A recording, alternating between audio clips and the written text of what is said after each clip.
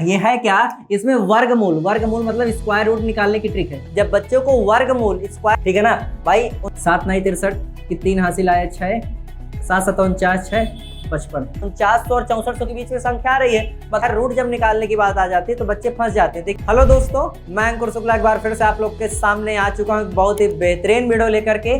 बहुत दिन बाद आया हूँ, क्षमा प्रार्थी हूँ, काफी दिक्कतें थी भाई। देखिए कुछ काम के बाद थोड़ा बहुत गैप हर व्यक्ति को चाहिए, मैंने भी छोटा सा एक गैप लिया, बाकी फिर से उसी क्रम से उसी रेगुलरिटी से बढ़िया बेसिक वीडियो लेकर के एक नए क्रम से हम आ चुके हैं। और आप लोग को आज की इस क्लास में बहुत ही बेहतरीन और बेसिक से वीडियो के बारे में आपको बताऊंगा, एक बेसिक से टॉपिक के बारे में आपको बताऊंगा। वो टॉपिक है क्या, जब बच्चों को वर्गमूल स्क्वायर रूट जब निकालने की बात आ जाती है तो बच्चे फंस जाते हैं। देखिए शुरुआत में थोड़ा सा आज आपको लगेगा कि यार थोड़ा टाइम लग रहा है, लेकिन धीरे धीरे 1 2 करने के बाद फिर आप ही कहोगे रे तो मजा आने लगी, इसमें तो बढ़िया मजा आ रही है, तो अच्छे से समझ में आ रहा है। तो चलिए 1 2 हम आपको करके दिखाते हैं, ठीक है ना। देखिए भाई, कोई भी ट्रिक समझने के लिए पहले फर्स्ट टाइम आपको 10 मिनट 15 मिनट टाइम देना पड़ता है। उसके बाद भले आप उस ट्रिक से आप 1 मिनट 15 सेकंड में आंसर निकाल लें, लेकिन फर्स्ट टाइम आपको 10 मिनट 15 मिनट समय देना पड़ेगा, ठीक है ना। एकदम बेसिक से धीरे धीरे बताता हूँ। सबसे पहले आप लोग को क्या करना है, इकाई अंक जान लेना है। इकाई अंक क्या होता है, यूनिट डिजिट क्या होता है। देखो अगर मैं आपसे पूछूं तो 1 की स्क्वायर में जो इकाई अंक की बात कर रहे हैं, हाँ, तो कितना आएगा 1। 2 का स्क्वायर करेंगे कितना आएगा 4, भाई एक ही अंक ही है। 3 की स्क्वायर में 9, 4 की स्क्वायर में 16, 5 की स्क्वायर में 25, 6 की स्क्वायर में 36, 7 की स्क्वायर में 49, 8 की स्क्वायर 64, 9 का 81। लेकिन सर आपने तो इकाई अंक की बात की, तो हम इन सभी अंकों को हटा देंगे, खाली इकाई अंक लेंगे, ठीक है ना। देखो 1 4 9 6 5 6 9 4 1, ये हमारे इकाई अंक हो गए। इसके बाद का सर क्या स्टेप है, इसके बाद का स्टेप ये है कि जैसे कि आपको करना क्या है, जैसे ध्यान से देखो 1 का स्क्वायर 1, ये बताओ स्क्वायर का मतलब क्या होता है। अगर देखा जाए तो डबल टाइप का, डबल मतलब उसी संख्या को उसी में गुणा, ठीक है ना। जैसे कि मान लीजिए इसी 1 में आगे आप 0 लगा दें, जैसे मान लीजिए 10 है तो 10 की स्क्वायर 100, तो आपको सीधे सीधे 1 2 3 4 5 6 7 8 9। अब जैसे देखिए 2 का स्क्वायर 4 होता है, अब यहाँ 20 हो गया, तो 2 का स्क्वायर 4 और 0 का जस्ट डबल 2 0। 3 की स्क्वायर 9 और 2 0, 40 का क्या होगा, 4 के स्क्वायर 16 और 2 0, 0 बढ़ाया 50 का कितना हो जाएगा, 5 की स्क्वायर 25 2 0।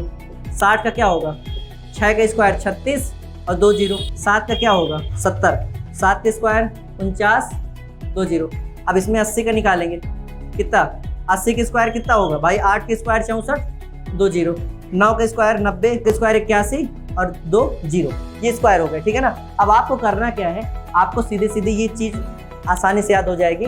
आपको बस सवाल ढूंढना है कि सर सवाल कोई आप एक दीजिए, कोई हमें एक छोटा सा सवाल दीजिए, आप हल करके बताइए तो हम समझे कि हाँ आ रहा है कि नहीं आ रहा है, ठीक है ना। जैसे कि मान लीजिए एक क्वेश्चन हम ले लेते हैं, ठीक है ना। आपके सामने एक क्वेश्चन है 50 41, आपसे मैंने कहा बताओ ये किसका वर्ग है, इसका वर्गमूल निकालेंगे तो क्या आएगा। तो आपको सीधे सीधे इसका इकाई अंक देखना है, इसका इकाई अंक कितना है 1। आप ध्यान से देखो किसके किसकी इकाई अंक में 1 आता है, 1 के स्क्वायर में आता है और किसके किस में आता है, दूसरे में 9 में, भाई 9 और 1 में आता है। चलो एक स्टेप ये हो गया। दूसरा क्या करना है सर, आपको ये ढूंढना है कि 5041 किसके बीच में आ रही है। अगर देखा जाए तो 4900 और 6400 के बीच में आ रही है संख्या, मतलब इसके और इसके बीच में, किसके बीच में 70 और 80, मतलब 70 और 80 के बीच में ये स्क्वायर फंसेगा,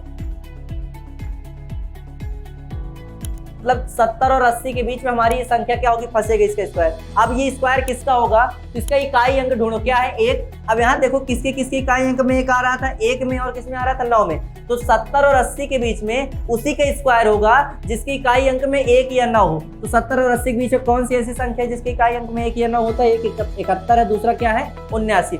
या तो इसका आंसर 71 होगा या तो 79 होगा। अब सर कैसे पता चले 71 79, तो भैया तुरंत टाइम नहीं लगेगा, खट से गुणा कर लीजिए। 71 में कीजिए 1 कम 1, 1 7 7, 7 1 7, 7 7 49, 1 7 2 14 की 4, हासिल आया 1, 9 1 10 की 0, हासिल आया 1 5, 5041। सीधे सीधे भैया 71 हमारे, इसका वर्गमूल कितना आ गया 71 आ गया। देखो पहले स्टेप में क्या है, ये चीजें लिखने और समझने में थोड़ा सा टाइम लग रहा है। बाकी अब आपको मैं एक सवाल दे रहा हूँ, आप घड़ी का टाइमर लगा लीजिए और देखिए कितना टाइम कम से कम आपको समय लगेगा, ठीक है ना। एक सवाल मैं और आपके सामने ले रहा हूँ, इसको अगर थोड़ा सा हो तो नोट कर लीजिए वाला,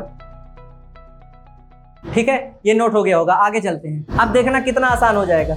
सबसे पहले एक संख्या मैंने आपको दी 6241, इसका बताओ आपको खट से क्या ढूंढना है, ये संख्या किसके बीच में आ रही है? सर 4900 और 6400 के बीच में ही आ रही है। भाई 62 क्या है, 64 के पहले आता है, उसके बाद में फिर से कौन सी दो संख्या फंसेगी? रेंज क्या बनेगा? 70 और 80। मतलब इस बार भी जो हमारा आंसर आएगा वो क्या होगा? 70 या 80 के बीच में।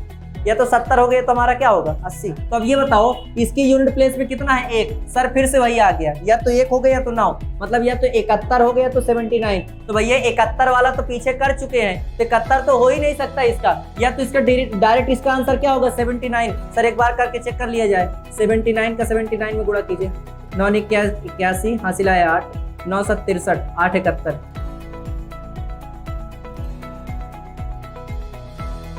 1 4 7 5 12 की 2 हासिल आया 1 6, 62 41 62।